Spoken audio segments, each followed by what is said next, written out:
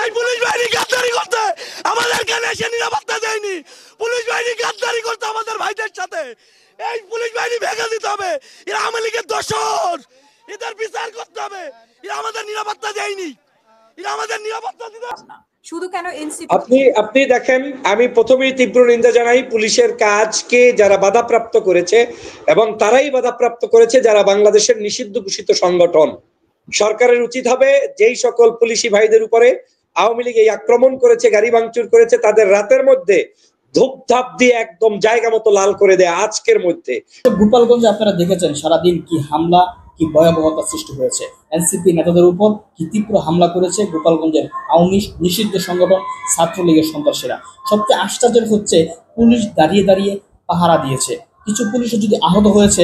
দর্শক, এই যে পুলিশ পাহারা দিয়েছে, পুলিশ কি আসলে এই হামলাতে জড়িত ছিল কিনা? কারণ যখন এনসিপির সমাবেশে ভাঙচুর করা হয় তখন দাঁড়িয়ে ছিল পুলিশ, কিছুই বলেনি। তাহলে কি পুলিশ জড়িত ছিল নাকি পুলিশ এই নাটক সাজিয়েছে?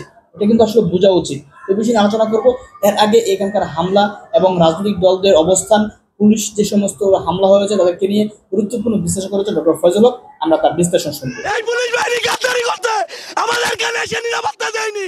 পুলিশ বাহিনী গাদ্দারি করতে আমাদের ভাইদের সাথে। এই পুলিশ বাহিনী ভেঙে দিতে হবে। এরা আওয়ামী লীগের দোসর, এদের বিচার করতে হবে। এরা আমাদের নিরাপত্তা দেয়নি, এরা আমাদের নিরাপত্তা দিতে ইচ্ছাকৃতভাবে এই পরিকল্পনা করছে, আমাদের পরিকল্পিতভাবে এটা করছে। ভাই, আমরা দেশবাসীর কাছে এই পুলিশ বাহিনীর বিচার চাই। এখানকার পরিস্থিতি যদি আরেকটু জানিয়ে রাখি যে যখন আমরা দুইটার সংবাদ সংযোগে জানাচ্ছিলাম যে গোপালগঞ্জে পথসভা করছে নানা বাধা বিপত্তি পেরিয়ে জাতীয় নাগরিক পার্টির, এই পথসভা শেষ হয়ে তারা যখন গোপালগঞ্জ সদর ছেড়ে শরীয়তপুরের উদ্দেশ্যে রওনা হবেন, বের হবার আগেই কিন্তু সকল প্রবেশ পথে স্থানীয় আওয়ামী লীগ নিষিদ্ধ ছাত্রলীগের নেতাকর্মীরা ইট পাটকেল দেশীয় অস্ত্রশস্ত্র সহ তারা এই জাতীয় নাগরিক পার্টির গাড়িবহরে হামলে পড়ে, এবং একই সাথে আমরা সাংবাদিকদের গাড়ি বহরে কিন্তু তারা হামলা করে। আমাদের ৭১ টেলিভিশনের গাড়িতে লক্ষ্য করে তারা ঢিল ছুড়ে এবং আমাদের গাড়ির কাজ ভেঙে যায় অল্পের জন্য। আমি এবং আমার যিনি ক্যামেরা পার্সন রয়েছেন তিনি বেঁচে গিয়েছেন। তবে পরিস্থিতি এখন খুবই খারাপ পরিস্থিতি আমরা লক্ষ্য করছি। বাহিরে যারা রয়েছেন তারা কি অবস্থায় আছেন আমরা জানি না, তবে বেশ কয়েকটি গাড়ি আমরা পুলিশ সুপারের কার্যালয়ে নিরাপদে আসতে পেরেছি। এর বাহিরে আমরা এখন পর্যন্ত স্থানীয় ছাত্রলীগ আওয়ামী লীগের নেতাকর্মীদের লক্ষ্য করছি। এখানে বেশ উত্তেজিত অবস্থায় আমরা লক্ষ্য করছি জাতীয় নাগরিক পার্টির দক্ষিণাঞ্চলের মুখ্য সংগঠক হাসনাত আবদুল্লাহ, তিনি কিন্তু পুলিশ সুপারের কার্যালয়ে এসে এখানে বেশ ক্ষোভ প্রকাশ করছেন। এখানকার পুলিশের ভূমিকা নিয়েও কিন্তু কেউ কেউ প্রশ্ন তুলছেন। পুলিশ এবং স্থানীয় এখানে যারা নিরাপত্তা রক্ষায় ছিলেন তাদের ভূমিকা নিয়ে নেতাকর্মীরা প্রশ্ন তুলছেন। তারা বলছেন যে যথাসময়ে তারা আসলে তাদেরকে নিরাপত্তা দিতে পারেননি। আমরাও লক্ষ্য করেছি আসলে যখন গাড়ি বহরটি বের হবে অনেক পুলিশ সদস্য এবং আইন শৃঙ্খলা রক্ষার দায়িত্বে যারা ছিলেন তাদেরকে আমরা গাড়ির মধ্যেই দেখি হিসাবে উপস্থাপিত হবে, এবং তাদের প্রতি আমার সাহসী এই যোদ্ধাদের প্রতি আমার পক্ষ থেকে সশ্রদ্ধ সালাম এবং ভালোবাসা। দল মত ভিন্নতা থাকতে পারে, আদর্শের ভিন্নতা থাকতে পারে, কিন্তু শেখ হাসিনা প্রশ্নে কোনো ভিন্নতা নেই, এবং শেখ হাসিনার প্রশ্নে ভিন্নতা যারা পোষণ করবে তারা মূলত শেখ হাসিনারই সন্তান। আজকের এই শেখ হাসিনার মাটিতে গিয়ে আজকের এই সন্তানরাই জুলাইয়ের 1 বছর পূর্তিতে যেদিন শহীদ আজকের আবু সাইদ হয়েছে, যেদিন শহীদ ওয়াসিম হয়েছে, সেই শহীদের দিবসে আজকে তারা সেখানে গিয়ে গোপালগঞ্জের মাটিতে মিছিল করে এসেছে। বাংলাদেশকে মুক্ত করার স্বাদ যেভাবে আমরা পেয়েছি 5ই আগস্ট আজকের এই সাহসী যোদ্ধাদের কারণে আরেকটি মুক্ত হওয়ার স্বাদ আমরা পেলাম। আমি বলছি সে কারণে যে আমরা এই জুলাই যোদ্ধারা যারা আজকে সেখানে গিয়েছেন তাদেরকে এনসিপি কিংবা কোনো রাজনৈতিক দলের ব্র্যাকেটে আজকের দিন অন্তত আমি মাপতে চাই না। কারণ তারা হয়তো পদযাত্রা করেছেন তাদের দলীয় একটি কার্যক্রম নিয়ে, কিন্তু তারা দলের কার্যক্রমের বাহিরেও তারা এমন একটি শহরে গিয়ে সেই কার্যক্রম করেছেন যেই শহরে আওয়ামী লীগের গুন্ডা, আওয়ামী লীগের দুষ্ট, আওয়ামী লীগের সকল অপরাধীরা সেখানে মাটি কামড় দিয়ে বসে আছে বাংলাদেশের বিরুদ্ধে, স্বাধীনতার বিরুদ্ধে ষড়যন্ত্র করার জন্য। সেই ষড়যন্ত্রবাজদের বিরুদ্ধে আজকে লড়াই করেছে এই সকল আজকের ব্যক্তিরা, নাহিদ, আসিফ, আজকের কি বলে সার্জিস, হাসনাত, যারা সেখানে উপস্থিত হয়েছে তাদেরকে আমি ধন্যবাদ জানাই। আমি তাদেরকে ধন্যবাদ জানাই বাংলাদেশের মাটি ও মানুষের অবস্থান বুঝে সেখানে অংশগ্রহণ করার জন্য। তারা অনেক বাধাপ্রাপ্ত হয়েছে, তাদেরকে প্রচুর প্রতি জায়গায় প্রতিবন্ধকতা তৈরি করা হয়েছে, হামলা করা হয়েছে, গাড়ি ভাঙচুর করা হয়েছে, মঞ্চ ভাঙচুর করা হয়েছে। পুলিশের অনেক অসহযোগিতা হয়তো কোনো কোনো জায়গায় ছিল, কিন্তু তারপরেও তারা সর্বোচ্চ সেখানে উপস্থিত হয়েছে। সেনাবাহিনী সেখানে সহযোগিতা করার চেষ্টা করছে, পুলিশ সেখানে সহযোগিতা করার চেষ্টা করছে। এই চেষ্টার মধ্যেও উচ্ছৃঙ্খল দল আওয়ামী লীগের লোকেরা, নিষিদ্ধ ঘোষিত সংগঠনের লোকেরা তাদের উপরে অত্যাচার যেটাই করেছে, তারপরেও তারা উপস্থিত হতে পেরেছে। এটাই বাংলাদেশের বিজয়। কিন্তু সেইখানে আমরা তো দেখেছি যে পুলিশের উপর আক্রমণও হয়েছে, পুলিশের গাড়ি পুড়িয়ে দিয়েছে, পুলিশের উপর আক্রমণ হয়েছে। আপনি শুনতে পাচ্ছেন আমাকে? শুনতে পাচ্ছি। হ্যাঁ, পুলিশের উপর আক্রমণ হয়েছে। তাহলে আমরা কি মনে করতে পারি যে পুলিশের অসহযোগিতা ছিল? এটা একটি বিষয়। আরেকটা বিষয় যেটা 5ই আগস্টের আগে আমরা যেটা দেখেছি যে সবাই দলমত নির্বিশেষে সবাই কিন্তু শেখ হাসিনার ব্যাপারে এক ছিল। আজ এই যে গোপালগঞ্জ, শেখ হাসিনার মানে পিতৃভূমি বলি আমরা, শেখ হাসিনার বা আওয়ামী লীগের ঘাঁটি বলি, সেখানে কেন আমরা সবাইকে একসাথে দেখতে পেলাম না? শুধু কেন এনসিপি? আপনি দেখেন, আমি প্রথমেই তীব্র নিন্দা জানাই পুলিশের কাজকে যারা বাধাপ্রাপ্ত করেছে, এবং তারাই বাধাপ্রাপ্ত করেছে যারা বাংলাদেশের নিষিদ্ধ ঘোষিত সংগঠন।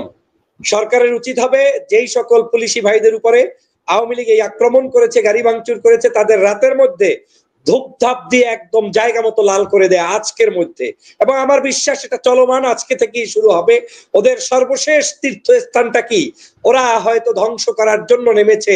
এছাড়া ওই পিপিলিকা গজায় কি জানি বলে না আপনার, মানে মরিবার তরে তাদের পাখা গজিয়েছে।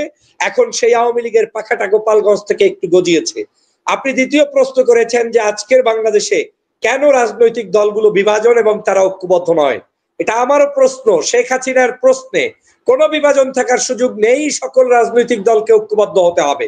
তবে এটাও ভাবতে হবে এনসিপির যে কার্যক্রম, তারা স্বাধীন একটি রাজনৈতিক দল, তারা পথ চলা শুরু করেছে স্বাধীনভাবে। তাদের সাথে একজন থাকলেও ওই একজন তার লোক, তাদের সাথে 1000 থাকলেও 1000 তার লোক। তারা তাদের সাথে লোক ভবিষ্যতে আরো কম পাবে কিংবা বেশি পাবে, এটা নির্ভর করবে রাজনৈতিক দলের সঠিক সময়ে সঠিক সিদ্ধান্তের উপরে। তারা যদি বাংলাদেশের রাজনীতিতে ধর্মীয় মূল্যবোধ, সামাজিক মূল্যবোধ, রাজনৈতিক মূল্যবোধকে সঠিকভাবে শনাক্ত করে পথ চলতে পারে, তাহলেই তাদের বিজয় হবে। আর না হলে তারাও হয়তো এক সময় শেষ হবে। কিন্তু বাস্তবতা বলে যে তারা আজকে যে সাহসী সিদ্ধান্ত নিয়েছে, জুলাইয়ের সেই সময়ের কথাই স্মরণ করিয়ে দেয়। আজকে নিশ্চিত থাকেন যেই জায়গায় আজকের জুলাই যোদ্ধারা উপস্থিত হয়েছে, অনেকের পক্ষে এত বড় চ্যালেঞ্জ নিয়ে, এই ধরনের ঝুঁকি নিয়ে ওই মঞ্চ পর্যন্ত পৌঁছানো সম্ভব ছিল না। হয়তো কেউ পথ থেকে ফেরত আসতো, হয়তো কেউ সংবাদ সম্মেলন করে প্রোগ্রাম ক্যান্সেল করত, কিন্তু এই জুলাই যোদ্ধারা যে সাহস নিয়ে গিয়েছেন, এর চাইতে আর বড় বিজয় কি চান? আজকের আওয়ামী লীগের তীর্থস্থানে আগুন ধরিয়ে দিয়েছে আজকের এই জুলাই যোদ্ধারা। আমি সে কারণে দলমতের ঊর্ধ্বে উঠে তাদেরকে আমি ব্যক্তিগতভাবে সাধুবাদ জানাই, স্যালুট জানাই, ধন্যবাদ জানাই। কারণ এই সাহসী যোদ্ধারাই আজকের এই বাংলাদেশের প্রকৃত মুক্তিযোদ্ধা হিসেবে 24-এর গণ অভ্যুত্থান করে দিয়েছে। আবার এই সাহসী যোদ্ধারাই আওয়ামী লীগের তীর্থস্থানে গিয়ে বাটাম দিয়ে এসেছে শেখ হাসিনার কানের কাছে, শেখ হাসিনার বাবার কানের কাছে, শেখ হাসিনার পরিবারের কবরস্থানের কাছে গিয়ে আজকের মুজিববাদ মুর্দাবাদের স্লোগান তুলেছে। বাংলাদেশের এরকম সাহসী সন্তানদের আমাদের রাজনীতিতে অত্যন্ত প্রয়োজন। সে কারণে আমি তাদের প্রতি কৃতজ্ঞতা জানাই, ধন্যবাদ জানাই। এখানে কোনো দলমত নাই, সকলের ঊর্ধ্বে উঠে আমি তাদের এই যে ত্যাগ এবং আন্তরিকতা, সেজন্য আমি আমার ব্যক্তিগত তরফ থেকে ধন্যবাদ জানাই। আপনার কি মনে হয় যে আজকে মানে গোপালগঞ্জে এখনো আওয়ামী লীগ সক্রিয় আছে? আওয়ামী লীগের যে তীর্থস্থান বলে আমরা জানি বা আওয়ামী লীগের ঘাঁটি বলে আমরা জানি, যে সে গোপালগঞ্জে যদিও তারা সমাবেশ করতে পেরেছে, তারা সেখানে গিয়েছে, এই সাহসিকতার জন্য তাদেরকে অবশ্যই তাদের ধন্যবাদ পাওয়া উচিত, কারণ সেখানে কেউই সাহস করে হয়তো এভাবে যেত না। কিন্তু আওয়ামী লীগ কি বার্তা দিল সেখানে? আওয়ামী লীগ বার্তা দিচ্ছে যে আওয়ামী লীগ বিগত দিনে যেমন সন্ত্রাস ছিল, ঠিক তেমন সন্ত্রাসী কর্মকাণ্ড বাংলাদেশের কোন প্রান্তে করতে না পেরে শেখ হাসিনার বাবার কবরের পাশে গিয়ে তারা এই সন্ত্রাসী কাজ করছে। তারা অন্যায় করছে, তারা আইন মানে না, শ্রদ্ধা করে না। দেশের সাহিত্য, সংস্কৃতি, রাজনীতির উল্টো পথে আওয়ামী লীগ হাঁটছে। আর বিজয়ের বেশে এই ছেলেরাই গিয়ে সেখানে বিজয় মিছিল করে রেখে এসেছে। এটা আপনাকে বুঝতে হবে যে বাংলাদেশের সকল চোর, ডাকাত, গুন্ডগুলো এখন গোপালগঞ্জে অবস্থান করছে। সেই চোরের মধ্যে গিয়ে একটি পরিস্থিতি, সেই পরিস্থিতিতে আমার ভাইয়েরা গিয়েছে, এর চেয়ে বড় বিজয় আর কিছুই হতে পারে না। এটা পল্টনে 1,00,000-1,10,00,000 লোক নিয়ে সমাবেশের চাইতে অতি উত্তম সমাবেশ হয়েছে গোপালগঞ্জের সমাবেশ, যেটা আজকের এই জুলাই যোদ্ধারা করেছে। কারণ ওরকম সোহরাওয়ার্দী উদ্যানে 5 কোটি মানুষ নিয়ে আপনার সমাবেশ, আর আজকের গোপালগঞ্জে ওই 10 জন 50 জন মানুষও যদি মুজিববাদ মুর্দাবাদের বিরুদ্ধে স্লোগান তুলতে পারে, এর চেয়ে বড় বিজয় আর কিছুই থাকতে পারে না। অতএব আমি মনে করি এটা আওয়ামী লীগের পতনের দ্বিতীয় স্টেপ শুরু হয়েছে, এবং তারা প্রথম অহমিকার কারণে যেভাবে বাংলাদেশের বিভিন্ন জায়গায় নিগৃহীত হয়েছে, তাদেরকে মানুষ কোণঠাসা করে ফেলেছে, তাদের পতন হয়েছে, তেমনি গোপালগঞ্জেও হবে। হয়তো সরকার আরেকটু শক্ত হলে সেটা বহু আগেই হয়ে যেত, কিন্তু সরকার হয়তো চাচ্ছে আওয়ামী লীগের আরেকটু মুখোশ উন্মোচন করে জনগণের মাধ্যমেই ওদেরকে পরাস্ত করতে। সে কারণেই হয়তো ওদেরকে একটু দেখছেন, তবে ওদের কেউ রেহাই পাবে না, প্রত্যেককেই ধূপধাপে অংশগ্রহণ করতে হবে। ডক্টর ফয়জুল হক, আমরা দেখেছি ওদের পদযাত্রা শুরু হয়েছে, বেশ কয়েকটি পদযাত্রা করেছে, কোনো জায়গায় কিন্তু তাদেরকে এরকম বাগ পেতে হয়নি। কিন্তু আজকে যে পরিমাণ ওদেরকে হামলার শিকার হতে হয়েছে, তারপর ওরা জীবনের ঝুঁকি নিয়ে, আমি বলবো যে জীবনের ঝুঁকি নিয়ে যেরকম তারা জুলাই আগস্টে রাস্তায় ছিল, ঠিক জীবনের ঝুঁকি নিয়ে আজকেও সেখানে গিয়ে হাজির হয়েছে। তো আমার কি মানে আপনার কি মনে হয় যে আওয়ামী লীগ মাথাচাড়া দিয়ে উঠতে পারে সেই জায়গা থেকে? এরকম একটা পরিকল্পনা তাদের আছে, এবং সেই জায়গাকে কেন প্রতিহত, 1 বছরও কেন গোপালগঞ্জকে আমরা আওয়ামী লীগহীন করতে পারিনি? আওয়ামী লীগ মাথাচাড়া দিয়ে আর উঠতে পারবে না। আওয়ামী লীগের ধ্বংসের জন্যই তারা সর্বশেষ যেই মানুষগুলো আওয়ামী লীগের ধ্বংসপ্রাপ্ত বিশেষ ব্যক্তি হিসাবে গোপালগঞ্জের মাটিতে শুয়ে আছে, তাদের ধ্বংসের জন্যই তারা এখন মাঠে ময়দানে নামছে। তারা একটু দেখানোর চেষ্টা করছে, মিছিল করার চেষ্টা করছে, কিন্তু আপনাকে ভাবার কোনো সুযোগ নাই যেই সাহসী সন্তানরা জীবনের ঝুঁকি নিয়ে ওখানে গিয়েছে, এই সন্তানরা জীবিত থাকতে কোনোদিন আওয়ামী লীগের অস্তিত্ব বাংলাদেশে থাকবে না, হবে না, হতে পারে না। আমি তো দেখেছি যারা এই কয়েকদিন পর্যন্ত পদযাত্রা করেছে, তাদের সম্মুখভাগের একজন যোদ্ধাও ওই গোপালগঞ্জের নাম শুনে পালিয়ে যায়নি, তারা সেখানে উপস্থিত হয়েছে। কি ছেলে আর কি মেয়ে, তো এটাই তো বিজয়। কিন্তু সরকার 1 বছর পর্যন্ত এখনো যে তাদের সেই জায়গাটায় সন্ত্রাসীদের পালক পোষক হিসেবে জায়গা করে দিচ্ছে, এটা আমার জন্য চিন্তার কারণ। তবে সরকারও বাংলাদেশের বহু কাজ করছে, বিভিন্ন স্রোতের বিপরীতে গিয়ে তাদেরকে করতে হচ্ছে। হয়তো তারা সময় নিয়ে সন্ত্রাস মুক্ত বাংলাদেশ গঠন করবে, শেষ পর্যায়ে গিয়ে ওই আওয়ামী লীগের আস্তানা সেটাও হয়তো গুড়িয়ে দিবে, কিন্তু সেটার জন্য আপনাকে একটু অপেক্ষা করতে হবে। কিন্তু এটা বাস্তব যে আওয়ামী লীগের পতন, আজকের জুলাই যোদ্ধারা যদি গোপালগঞ্জে ঢুকতে না পারতেন, তাহলে আপনার কাছে আওয়ামী লীগের বিশেষ কোনো সংকেত পেতেন। কিন্তু ওদের বাবার কবরের উপরে গিয়ে যারা স্লোগান দিয়েছে মুজিববাদ মুর্দাবাদ, এর চাইতে বিজয় আপনি বাংলাদেশের আর কি মনে করেন? অতএব এই সাহসী যোদ্ধারা আছে, বাংলাদেশ টিকে থাকবে। আমি আসলে সবচেয়ে বেশি অবাক হয়েছে, এবং সেই মেয়েদেরকে আমি ধন্যবাদ দিতে চাই যে সেই যোদ্ধাদের সাথে, ভাইদের সাথে বোনরাও যে সেখানে গিয়ে হাজির হয়েছে। আমি আসলে দেখছিলাম যে সেখানে মেয়েরা যেতে পারে কিনা, মানে সাহস নিয়ে যেতে পারে কিনা ভাইদের সাথে। আমি তো দেখেছি যারা সামান্তা শারমিন, যারা সহ আরো অনেকে, যাদের নাম আমি জানি না, এই বোনেরাও সেখানে উপস্থিত। এটা জুলাই বিপ্লবকেই স্মরণ করিয়ে দেয় যে ওই সময় সবাই সবার কাঁধে কাঁধ মিলিয়ে কাজ করেছে। আমি একটু যদি আমাদের রাজনীতির বিষয়ে আসি, যে আমরা সোহাগ হত্যার পরে আমরা দেখেছি যে এক ধরনের পাল্টাপাল্টি যে গালিগালাজের বিষয়, এই গালিগালাজের বিষয়টা কিন্তু আমরা 5ই আগস্টের পরে কখনোই আশা করি নাই। তো এই মানে সোহাগ হত্যার দায় আমরা সরকারকে দিব, নাকি একটি বিশেষ দলকে আমরা বলবো যে এই বিশেষ দলের কারণে এই ঘটনাটা ঘটেছে?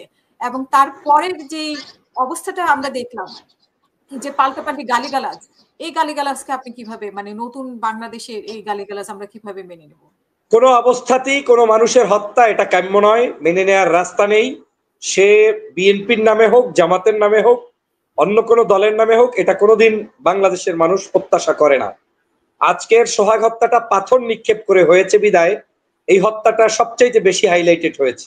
মানুষ ছুরিকাঘাতে মৃত্যুবরণ করে, গুলি খেয়ে মৃত্যুবরণ করে, সেটা যত নানা কষ্ট দেয়, তার চেয়ে পাথর নিক্ষেপ করে একজন মানুষকে মারা এবং লাশের উপরে পাথর মারা, এটা পৈশাচিকতার চরম পর্যায়ে আইয়ামে জাহিলিয়াতের চাইতেও খারাপ একটা দৃষ্টান্ত বাংলাদেশে স্থাপিত হয়েছে। দল হিসেবে তিনি যেই দলের পরিচয় বহন করতেন, নিশ্চয়ই সেই দলের জন্য এটা অবশ্যই একটি খারাপ দৃষ্টান্ত হয়ে থাকলো, কিন্তু দল পূর্ণাঙ্গভাবে দায়ী সেটা বলার কোনো সুযোগ নেই। হাজার হাজার লক্ষ লক্ষ নেতাকর্মীর মধ্যে অনেকে এরকম বিশৃঙ্খল আচরণ 5ই আগস্টের পরে করছে, যারা বিভিন্ন দল থেকে এসে এখানে প্রবেশ করে স্বার্থের জন্য রাজনীতি করছে, এটা দলকে দেখতে হবে, কিন্তু দল দায় এড়ানোর কোনো রাস্তা নেই। পাশাপাশি বাংলাদেশের আইন শৃঙ্খলার জন্য সরকারকেই দায়ী নিতে হবে, যে দল যাই হোক না কেন, যে কোনো হত্যা, যে কোনো নির্যাতন, যে কোনো নিপীড়নের বিরুদ্ধে সরকারই নিরাপদের ব্যবস্থা গ্রহণ করতে হবে। কিন্তু 5ই আগস্টের শেখ হাসিনার পতনের পরে বাংলাদেশে যেভাবে প্রশাসনিক কাঠামোগুলো ভেঙে পড়েছে, সেটা এখনো সঠিকভাবে দেশপ্রেমিক নাগরিক দিয়ে তৈরি করা সম্ভব হয়নি বিদায়ী এখনো এ ধরনের সংঘাত, নিশ্চিত মানুষের মৃত্যু, এই কার্যক্রমগুলো চলমান রয়েছে।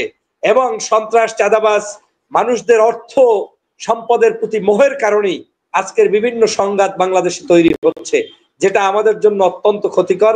এই কাজ থেকে আমাদের পরিহার করা উচিত এবং বাংলাদেশকে আগামী দিনে নেতৃত্ব দেওয়ার জন্য সকল দলেরই সকল সন্ত্রাস, চাঁদাবাজদের বিরুদ্ধে কঠোর হস্তে নেতৃত্ব দেওয়া উচিত এবং দমন করা উচিত।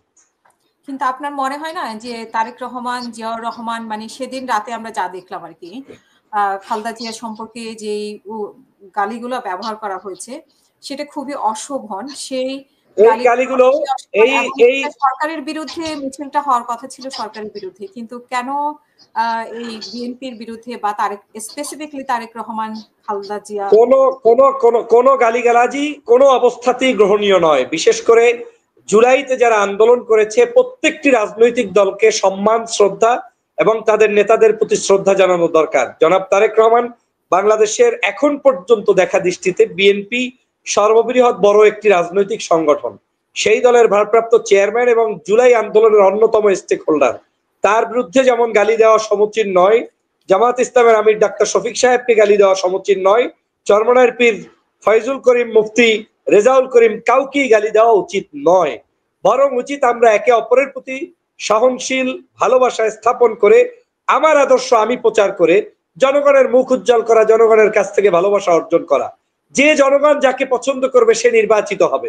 কিন্তু আওয়ামী লীগের প্রশ্নে আমাদের এক থাকার কথা, কিন্তু এটাই সফল ওই সকল ষড়যন্ত্রবাজদের জন্য সফলতা, যে তারা আমাদের মধ্যে বিভাজন তৈরি করে দিতে পারছে। আমি আপনাকে গালি দিব, আপনি আমাকে গালি দিবেন, মাঝখানে আওয়ামী লীগ নখ টাকাবে। আর সেই পরিস্থিতি তৈরি হচ্ছে এবং হয়ে গিয়েছে। আজকের এই কারণে আমাদের বাংলাদেশে এই রাজনৈতিক সহনশীলতা নষ্ট হচ্ছে। আমি তারেক রহমান সাহেবকেও যারা গালিগালাজ করেছেন তারও তীব্র নিন্দা জানাই, চরমনায়ের পীর সাহেবকেও যারা গালিগালাজ করেছেন তারও তীব্র নিন্দা জানাই, এবং বাংলাদেশের একটি ঐক্যমতের ভিত্তিতে আমাদের সকল রাজনৈতিক সহ অবস্থান নিশ্চিত করার, ভদ্রভিত্তিক রাজনীতি করার উদাত্ত আহ্বান জানাই। এবং যে ডাকটার জন্য শেখ হাসিনার পতন হয়েছে, যে রাজাকার শব্দের জন্য, সেই রাজাকার শব্দটা কিন্তু আমরা আবার বিএনপির মিছিলে শুনতে পেলাম। আর সেটাও তো আমাদের একটা অশোভনীয়।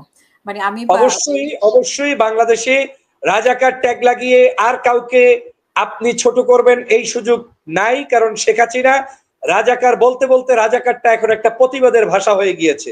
আজও বাংলাদেশের মানুষ বলছে তুমি কে আমি কে, রাজাকার রাজাকার, কে বলছে, কে বলেছে মানে স্বৈরাচার স্বৈরাচার। তো সেই জায়গা থেকে বিএনপির কোন নেতাকর্মী যদি মনে করে যে রাজাকার শব্দ চয়ন করে জামাত, শিবির কিংবা ইসলামপন্থী কাউকে কটূক্তি করে ছোট করে জনগণে প্রশ্নবিদ্ধ করা যাবে, সেটা পারলে শেখ হাসিনাই পারত। শেখ হাসিনা যেহেতু 16 বছরে পারে নাই, আপনি আমি কোন নাম দিয়ে যত বড় দল হন এই শব্দ দিয়ে তাদেরকে দাবিয়ে রাখতে পারবেন না, বরং এই শব্দ দিয়ে তাদেরকে অপমান করতে গেলে তারাই আরো প্রজ্বলিত হয়ে জনগণের ভালোবাসায় সিক্ত হবে। অতএব উচিত হবে এই সকল ইস্যু বাদ দিয়ে, জাতির অনেক ইস্যু আছে সমালোচনা করার, জামাতের প্রচুর ইস্যু পাবেন আপনি সমালোচনা করার, চরমনায়ের প্রচুর ইস্যু পাবেন সমালোচনা করার, বিএনপির বহু ইস্যু আছে সমালোচনা করার। ওই ইস্যুগুলো সমালোচনা করে সংস্কার করে দেশকে এগিয়ে নিয়ে যাওয়ার নতুন পদ্ধতি আবিষ্কার করে রাজনীতি করতে হবে, না হয় আপনারা আমরা যারাই অপকর্মের রাজনীতি করব তারাও কিন্তু ছিটকে পড়ব। আপনার কাছে এই যে চরমনায়ের ব্যাপারে আপনার সাথে মানে আপনাকে একটু প্রশ্ন করতে চাই, যে 13 বছর 14 বছর আমরা দেখেছি যে কোনো না কোনো ভাবে শেখ হাসিনাকে তোষামোদি করতে, শুধুমাত্র বরিশালে যখন উনি মানে আঘাতপ্রাপ্ত হলেন তখন থেকে উনি আওয়ামী লীগের বিরুদ্ধে কথা বলছেন। তো ওনার এই স্ট্যান্ডটাকে আপনি কিভাবে দেখবেন?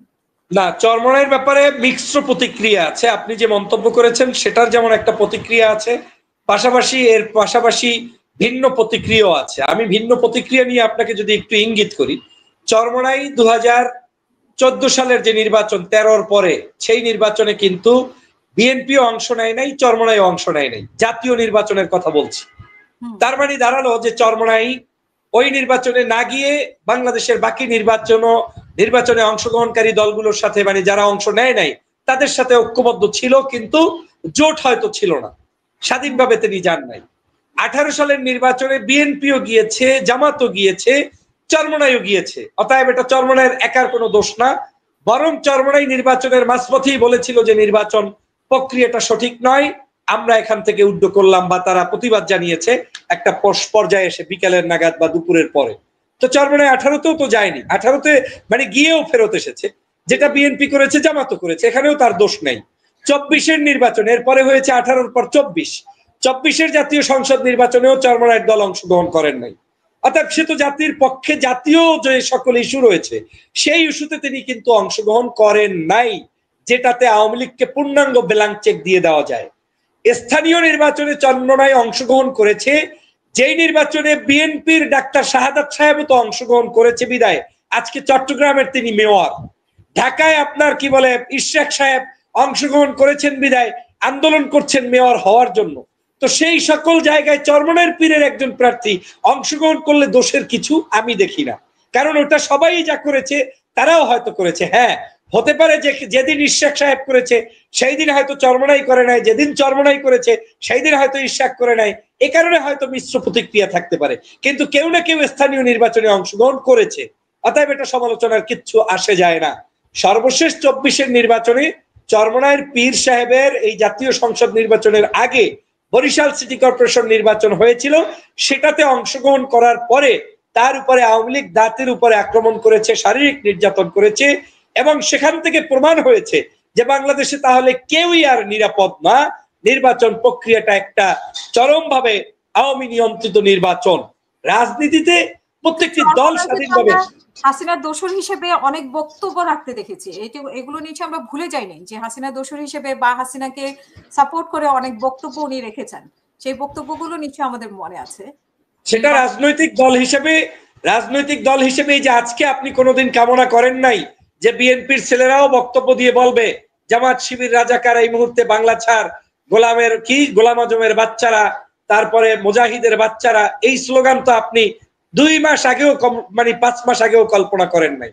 তো রাজনৈতিক পরিস্থিতি কে কখন কোন পক্ষে কার কোন সময় বক্তব্য দেয় এটা একমাত্র রাজনৈতিক সিচুয়েশনই বলে দেয়। চরমোনাইয়ের কিছু কিছু অ্যাক্টিভিটিস আপনার আওয়ামী লীগের আমলে পরিস্থিতি বিবেচনায় তাদের রাজনৈতিক সৌন্দর্যতার ভিত্তিতে তারা কিভাবে করবে সেটা আমার সাথে আপনার সাথে পরামর্শের ভিত্তিতে করবে না, সেটা তাদের নিতান্তই ব্যাপার। আজকে যদি সেগুলো দোষের হয় তাহলে আজকের এই যে গালিগালাজপূর্ণ মিছিল করে একটি দলকে বিতর্কিত করা হচ্ছে এগুলোও দোষের। অতএব আমাদের এটা তো রাজনৈতিক একটি সমস্যা। আমরা তো জানি এই দেশে ঐক্য নেই, ইউনিটি নেই, এবং এই ইউনিটির অভাবের কারণে আজকের দুষ্কৃতিকারী আওয়ামী লীগরা স্থান পাচ্ছে আমাদের উপরে আক্রমণ করার এবং আমাদের উপরে জুলুম করার। আপনার কাছে আমার শেষ প্রশ্ন, আপনি সম্প্রতি বিএনপি ছেড়ে দিয়েছেন, ঘোষণা দিয়েছেন, এবং আসলে কি আপনি বিএনপিতে থেকে আপনাকে আমরা দেখেছি যে জামাতের সাথে খুব সখ্যতা, তারপরে চরমোনাইয়ের সাথে সখ্যতা, তো এখানে একটা মিশ্র প্রতিক্রিয়া হয়েছে। আপনি ছেড়েছেন, কিন্তু 2 দিন আগে যখন বিএনপিকে নিয়ে মিছিল হচ্ছে, বিএনপি খুব খারাপ একটা সময়, বিএনপিকে এক ধরনের কোণঠাসা করা উচিত, ঠিক সেই সময়। কিন্তু এর আগে তো আমরা দেখেছি যে আপনি আপনার কথা মতো যে আপনি বিএনপিতে ছিলেন, কিন্তু আপনাকে আমরা দেখেছি যে জামাতের সাথে ক্লোজ ভাবে, চরমোনাইয়ের সাথে ক্লোজ ভাবে। তাহলে বিএনপির হয়ে আপনি তাদের সাথে কিভাবে ছিলেন, এবং বিএনপি সবচেয়ে খারাপ দিনটিতে আপনি কেন বেছে নিয়েছেন? আমি সব সময় বিএনপির ছিলাম। যেদিন পদত্যাগ করছি তার আগের দিন, মানে ওই দিনের ওই মুহূর্ত পর্যন্তই বিএনপি ছিলাম। এখনো আমি বিএনপির কোনো শত্রু নই, কারণ আমার বক্তব্যে আমি সে ধরনের কিছু পাবেন না। আমি তারেক রহমান সাহেব, খালেদা জিয়াউর রহমানের প্রতি শ্রদ্ধাশীল, সম্মান করি এবং তাদের ত্যাগের কথা প্রতিনিয়ত স্মরণ করব। কোনোদিন যদি তাদেরকে ছাড়া সংসদে যাই তখনও স্মরণ করব, বাহিরে গিয়েও সেও স্মরণ করব। বিএনপি আমি দুর্দিনে ছাড়ি নাই। হাসিনা আপা, আপনার নিশ্চয়ই মনে আছে যখন কেউ কথা বলতো না তখন আমরা কথা বলতাম, আপনি কথা বলতেন, আমি কথা বলতাম, এবং বিএনপি হয়ে এবং মুসলিম মানুষের পক্ষে আপনি বাছাইকৃত আলোচক 2-4 জন আর বেশি পাবেন না। অনেকে মিক্সড কথা বলতেন। সেই জায়গা থেকেই কিন্তু আমরা অবাক হয়েছি যে আজকে তো আগস্টের আগ পর্যন্ত কিন্তু বিএনপির পক্ষে কথা বলার মতো 4-5 জনের মধ্যে আপনি একজন, মানে তাও আমরা একজন দুজনের মধ্যেও যদি আমরা ধরি, বাইরে থেকে আপনি একমাত্র ছিলেন মানে যে সব সময় বিএনপির হয়ে আমাদের সাথে আমাদের অনুষ্ঠানে যুক্ত হতেন, নিজেও কথা বলতেন, বিএনপি কে উজ্জীবিত করার যে জায়গাটা, ওই জায়গাটা কিন্তু আপনি তৈরি করেছিলেন। তো সেই জায়গাটা থেকে আমি বলছি আর কি। সে রাইট। তো সেই সময় দুর্দিন ছিল। আমি যদি চাইতাম বিএনপি থেকে পদত্যাগ করবো, তার দুর্দিনে করেই তো আমি আরামে থাকতে পারতাম। আমি আওয়ামী লীগকে গালিগালাজ না করলে, আওয়ামী লীগের বিরুদ্ধে না বললে, ফ্যাসিবাদের বিরুদ্ধে না বললে, আওয়ামী লীগের তো আমার কাজ নাই, আমার পিছনে 24 ঘন্টা লেগে থাকবে।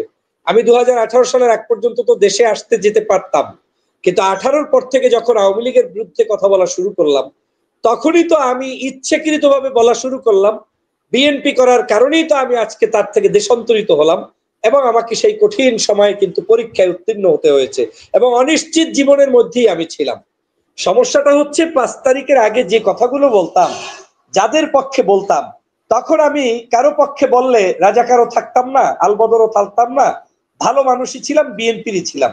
যেমন তখনও কিন্তু আপনার টকশোতে এসে সাইদির পক্ষে কথা বলতাম, মুজাহিদের পক্ষে কথা বলতাম, আলেমদের পক্ষে বলতাম, মামুনুল সাহেবদের পক্ষে বলতাম। এগুলো কি অস্বীকার করতে পারবেন? তখন তো আমাকে বিএনপির কেউ খারাপ বলে নাই, তখন তো আমি বিএনপিরই ছিলাম। তো আমি তো ওই সময়ও বিএনপি হয়ে যাদের সাথে সম্পর্ক রেখেছি, 5 তারিখের পরেও বিএনপি হয়ে তাদের সাথেই সম্পর্ক রাখতে চেয়েছি। আপনি দেখেন দেশনেত্রী বেগম খালেদা জিয়াকে 5 তারিখ রাতেই ডাক্তার শফিকুর রহমান সাহেব দেখতে গেলেন, এবং তার মুক্তির জন্য সেনাবাহিনীর সামনে, রাষ্ট্রপ্রধানের সামনে তিনি আহ্বান জানালেন যে খালেদা জিয়াকে আজকে মুক্তি করেই দিতে হবে। তো এই যে আহ্বান করলেন, এবং লন্ডনে তারেক রহমানের সাথে, খালেদা জিয়ার সাথে তিনি সাক্ষাৎও করলেন।